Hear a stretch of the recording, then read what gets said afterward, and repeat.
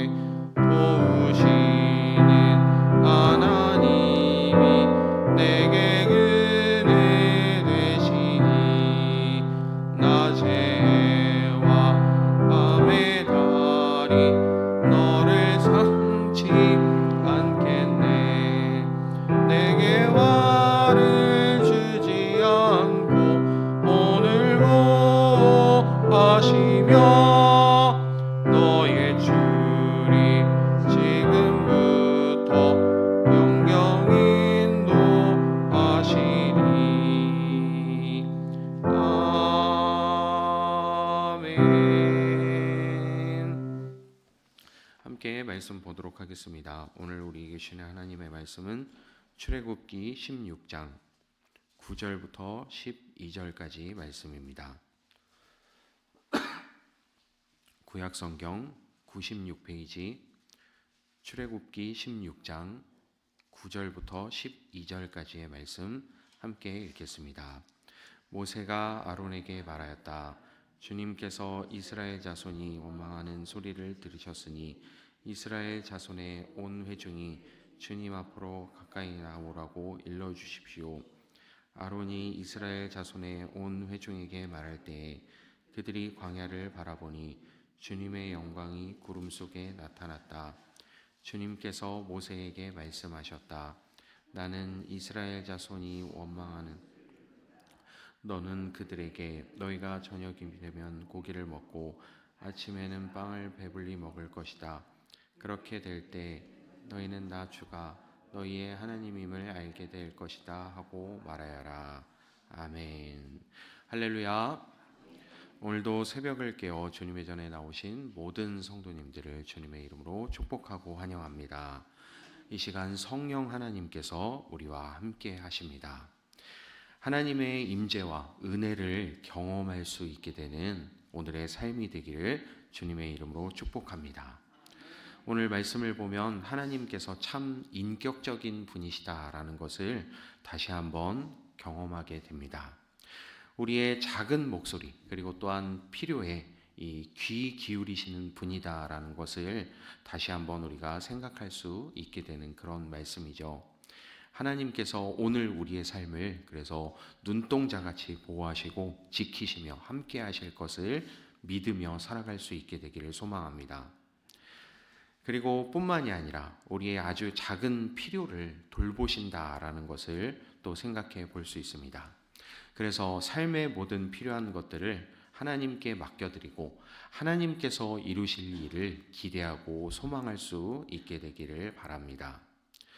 오늘 말씀을 우리가 대할 때 참 신기하기도 하고 또 부러워하는 측면도 많이 있습니다. 일단 기본적으로는 만나와 메추라기의 맛이 어떨까라는 것이 궁금하기도 하죠.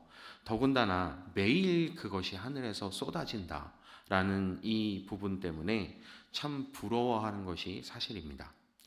그런데 사실 그것은 이 호기심에 불과한 것이죠.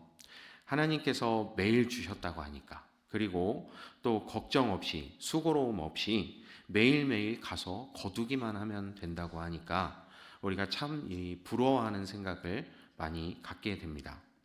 그런데 좀 물러서서 생각을 해보면 오늘날 우리가 얼마나 더 많이 맛있는 음식을 먹고 살아가고 있는지 생각해 볼 수 있죠. 그래서 만약에 40년 동안이나 이 음식을 먹어야 된다면 얼마나 좀 물릴까라는 생각도 해보게 되었습니다. 아마 일주일도 못 가서 이거 참 질린다라고 또 새로운 불평이 터져 나오지 않을까라는 생각을 해보게 됩니다. 더군다나 이것은 또 매일매일에 먹어야 하는 것을 구해야 하는 이 상황 속에 있는 것이죠. 한 달치를 쌓아 놓는다? 이것이 불가능한 상황이죠. 말씀을 보면 알 수 있지만 한 달은커녕 이틀치만 걷어와도 썩어버리는 것을 볼 수 있습니다.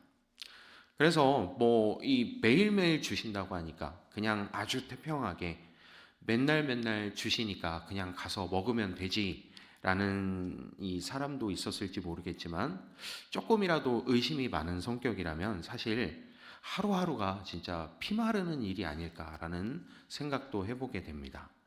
내일도 이게 나갔을 때 있을까? 내일도 하나님이 이것을 쏟아 주실까? 부어 주실까? 라는 이 의심도 또한 끊임없이 가지고 살아야 되는 또 불안한 상황이기도 한 것이죠. 그래서 이 매일매일이 도전이자 시험이었던 것이 이 4절 말씀을 보면 하나님께서 이것을 주신다 말씀하실 때 또 백성들이 따르는지 따르지 않는지를 보겠다라는 말씀을 하시는 것을 볼 수 있습니다. 정말 매일매일이 시험인 이 상황이기도 했던 것입니다. 우리가 이렇게 만나와 메추라기가 하늘에서 쏟아졌다라는 것을 부러워하지만 우리가 사실 오늘날 더 큰 은혜를 많이 누리고 있다라는 것을 기억할 수 있기를 소망합니다. 물론 오늘날에도 하루하루의 양식을 구하시는 분들이 많이 계시기는 하지만 대부분의 사람들이 좀 스케일이 달라졌죠. 한 달치를 고민하면서 대부분 살아갑니다. 이번 달 카드값은 어쩌지? 이번 달 통장은 어쩌지? 네, 이렇게 생각하면서 이 한 달치의 우리가 양식을 오히려 고민하고 있다라는 것을 볼 수 있습니다. 어쨌든 오늘 말씀을 통해서 매일매일 동행하시고 또 우리의 필요를 돌보시고 또한 그 섬세한 손길로 은혜로 우리를 돌보시는 하나님의 이 은혜를 어떻게 누리며 살아갈 수 있을지에 대해서 함께 나누고자 합니다. 오늘 이 말씀은 이 출애굽이 얼마 지나지 않은 시점 가운데 이 이스라엘 백성들이 처한 상황에 대해서 이야기를 다루고 있습니다. 오늘 우리가 9절부터 읽게 되었는데 1절의 말씀을 보면 출애굽을 한 지 이 이집트에서 탈출해 나온 지 2달 그리고 보름이 되는 시점에 있었습니다. 이 시점에서 2절 말씀을 보면 백성들은 모세와 아론을 원망하기 시작한 것을 볼 수 있습니다. 그 엄청난 은혜들을 경험했던 이스라엘 백성이죠. 불과 2달 반 전에. 그 대표적인 이 기적의 사건들을 보자면 10가지의 재앙, 하나님께서 10가지의 재앙을 보여주시고 그것을 또 거두어드리는 그런 사건, 그리고 또한 이 홍해가 갈라지는 그 엄청난 기적을 경험하고 나서 이들은 불만이 계속해서 터져 나오는 것을 우리가 오늘 볼 수 있습니다. 왜냐하면 배가 고파서 이 굶주리게 되었기 때문에 이 원망과 불평이 터져 나온 것을 볼 수 있죠. 물론 이해는 갑니다. 이 굶주림의 문제라는 것, 오늘날을 살아가는 우리가 참 이렇게 피부로 많이 느끼지는 못하지만 이 어르신들의 경우에는 보릿고개를 경험하셨기도 하고, 그리고 참 이 어려운 시대를 사셨기 때문에 이 가난의 문제, 굶주림의 문제가 보통이 아니라는 것을 잘 아실 겁니다. 그런데 이 불평이 터져 나온 것이 이 번지수가 틀렸고, 그리고 방법이 완전 틀렸다라는 것을 오늘 말씀을 통해서 우리가 볼 수 있죠. 모세와 아론을 원망하기 시작한 겁니다. 이것은 모세와 아론을 원망해야 될 것이 아니라 하나님께 나아가서 하나님에게 필요를 말씀드리고 구해야 할 문제였던 것이죠. 왜냐하면 홍해도 홍해지만 앞에 10가지의 재앙을 통해서 하나님께서 이미 다 보여주신 것들입니다. 다양한 능력을 참 많이 보여주셨죠. 그냥 단순하게 바다만 가르는 그 능력을 보여주신 것이 아니라 이 10가지의 재앙을 통해서 이 이집트 사람들이 숭배하며 살아갔던 그 모든 우상들을 다 깨트리고, 그리고 온갖 자연 현상들을 다 조정하시고, 이런 기적을 충분히 다 보여주셨기 때문에 이 백성들이 구해야 할 것은 사실 하나님 앞에 나가서 현재의 어려움들을 털어놓고 하나님께서 이 문제를 해결해 주시기를 구해야 하는 것이 맞는 것인데, 그런데 이 신이 하나님께서 현실 문제를 돌보실 것이라는 이 기초적인 생각을 하지 못했던 것이죠. 그래서 사람들이 이것을 모세와 아론을 향해서 불만을 표출하는 이 방향으로 잘못 나아갔던 것입니다. 이것은 7절에서의 이 모세의 말처럼 주님을 원망한 것이기도 합니다.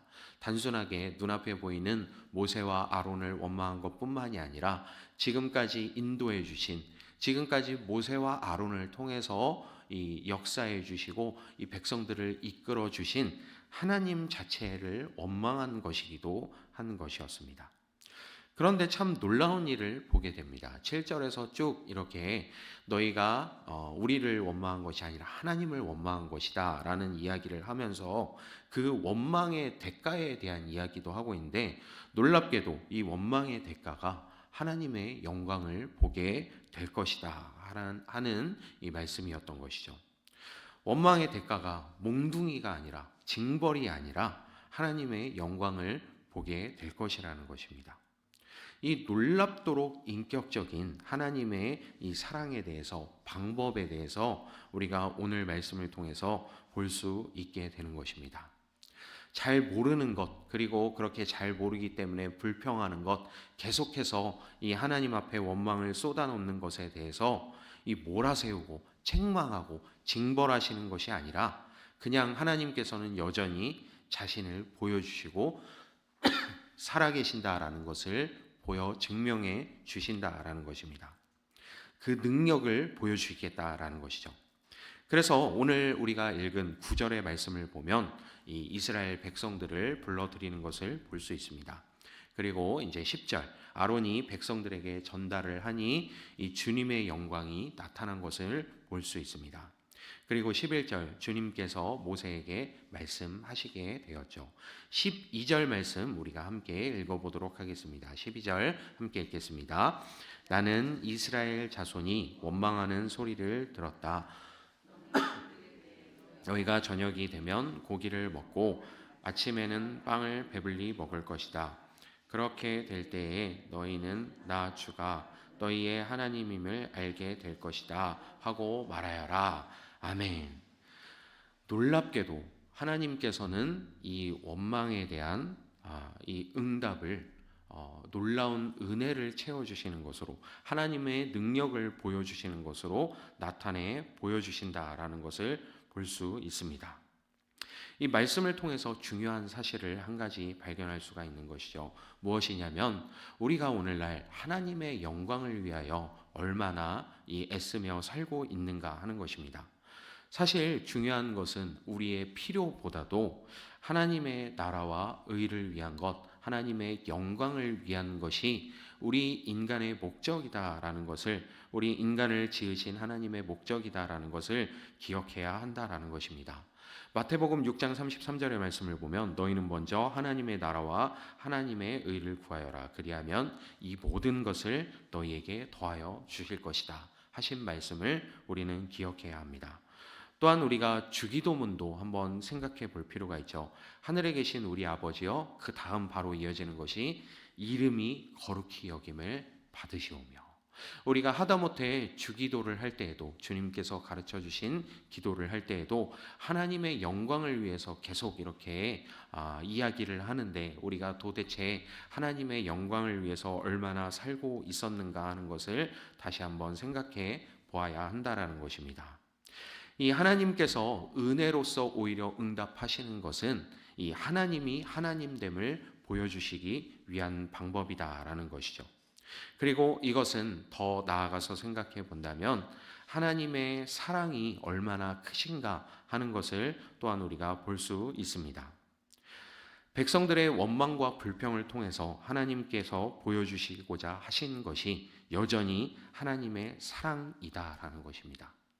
하나님의 엄격하심과 하나님의 공의에 대해서 보여주고자 하시는 것이 아니라 백성들의 원망과 불순종을 통해서도 여전히 하나님의 사랑을 우리는 발견할 수 있다라는 것입니다.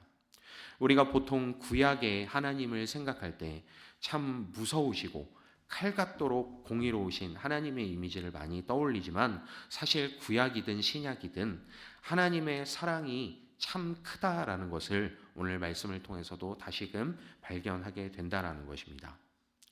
이 놀라운 하나님의 사랑은 마찬가지로 신약 시대에도 똑같이 보여주셨죠. 여전히 하나님의 뜻에 대해서 이해하지 못하고 하나님을 제대로 따라가지 못했던 이 이스라엘 백성들처럼 12 제자들도 마찬가지였습니다. 3년 반 동안이나 주님 곁에서 계속해서 주님을 따라다니면서 주님의 말씀을 직접 듣기도 하고 그 놀라운 기적의 사건들을 많이 경험하기도 하고, 그리고 하나님의 뜻이 무엇인지에 대해서 그렇게 오랫동안 들어왔음에도 불구하고 그 의미를 깨닫지 못했던 제자들, 그 제자들은 결국 주님을 배반하고 도망가기까지 했죠. 그리고 적극적으로 주님을 팔아넘긴 사람도 있었고 주님을 모른다고 부인하는 사람도 있었습니다. 그렇게 실패한 제자들에게 다시금 주님께서는 찾아오신 것을 볼 수 있죠. 그리고 그렇게 부활하신 주님을 직접 보여주셨음에도 불구하고, 그리고 여전히 믿지 못하는 이 자에게는 직접 만져보라고까지 하면서 보여주셨음에도 불구하고, 이제는 엉뚱하게 부활하신 주님을 경험하고도 이 주님을 따라갔던 것이 아니라 엉뚱하게도 양심이 살아나서 도저히 주님을 따라갈 수가 없겠구나 하고 다시금 고기 잡으러 간 제자들에게 주님께서는 다시 한번 찾아가시게 되죠. 그리고 이렇게 실패한 제자들에게 책망하시고 또 제자들을 벌하시고 하셨던 것이 아니라, 그 여전히 염치 없이 주님을 바라보지 못하고 있던 제자들, 그 정말 실패한 인생이라고 말할 수밖에 없던 이 제자들에게 찾아가셔서 주님께서 가장 먼저 하셨던 일이 제자들을 먹이신 일이었다라는 것을 우리는 신약을 통해서도 발견하게 됩니다.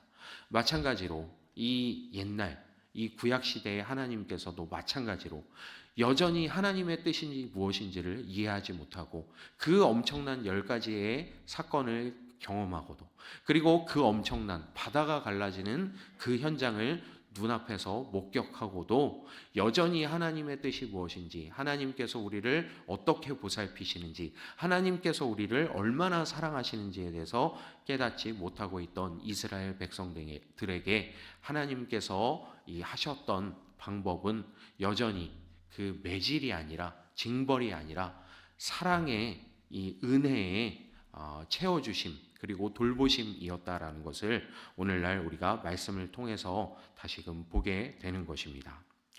하나님의 사랑을 기억하며 살아갈 수 있게 되는 우리의 삶이 되기를 소망합니다. 이 하나님께서는 오늘날에도 여전히 우리의 필요를 돌보시며 우리의 작은 신음에도 귀 기울이시며 그리고 정말 놀랍도록 인격적으로 우리를 붙잡고 계시며 인도하고 계시며 은혜를 베푸시는 하나님이시라는 것을 우리가 기억하면서 우리의 삶을 주님께 맡겨드리며 살아갈 수 있게 되기를 소망합니다. 그 사랑의 하나님이 오늘날 여전히 제자들처럼 이스라엘 백성들처럼 하나님의 뜻을 이해하지 못하고 하나님의 뜻대로 잘 살아가지 못하는 우리들을 찾아오셔서 다시 한번 그 사랑으로 우리를 붙잡아 주시고 인도해 주실 것을 기억하고 또한 소망하면서 우리의 삶을 주님께 맡겨드리며 살아가게 되는 주님의 자녀들로 살아갈 수 있게 되기를 주님의 이름으로 축복합니다. 잠시 기도하겠습니다. 하나님 아버지 감사합니다. 오늘 말씀을 통해서 다시 한번 하나님의 사랑을 경험하게 하시니 감사합니다. 여전히 하나님의 뜻을 이해하지 못했던 이스라엘 백성들, 그리고 여전히 그 하나님의 사랑에 대해서 의심하고 있었던 이 백성들의 삶에 하나님께서 찾아오셔서 이 보여주신 것은 참 이 놀라우신 은혜는 이스라엘 백성들이 다시금 바른 길을 찾아갈 수 있도록 징벌하시고 책망하시고 나무라시는 것이 아니라 여전히 하나님께서 살아계신다는 것을 보여주시는 것, 그리고 또한 그들의 필요와 또한 그 요구들을 돌보아 주시는 하나님의 사랑이 여전하다라는 것을 우리가 오늘 말씀을 통해서 다시 한번 보게 됩니다. 오늘날 우리의 삶 가운데도 찾아오시며 은혜의 손길을 베풀어 주시며 여전히 섬세하게 우리의 믿음 없음을 돌보아 주시고 그 믿음 없음을 또한 다시 한번 안타깝고 긍휼하게 여기셔서 우리의 삶에 은혜를 베풀어 주시는 하나님을 바라볼 수 있도록 인도하여 주옵소서. 그 하나님을 붙잡고 의지하며 살아가는 우리의 삶이 되기를 소망합니다. 오늘도 놀랍도록 베푸시는 하나님의 사랑과 은혜를 의지하며 살아가는 우리의 삶이 될 수 있도록 주님 축복하여 주시옵소서. 주께서 함께 하시고 우리를 이끌어 주실 것을 믿습니다. 감사합니다. 우리 주 예수 그리스도의 이름으로 기도합니다. 아멘. 하늘에 계신 우리 아버지여, 이름이 거룩히 여김을 받으시오며 나라에 임하옵시며 뜻이 하늘에서 이룬 것 같이 땅에서도 이루어지이다. 오늘날 우리에게 일용할 양식을 주옵시고 우리가 우리에게 죄 지은 자를 사하여 준 것 같이 우리 죄를 사하여 주옵시고 우리를 시험에 들게 하지 마옵시고 다만 악에서 구하옵소서. 대개 나라와 권세와 영광이 아버지께 영원히 있사옵나이다. 아멘.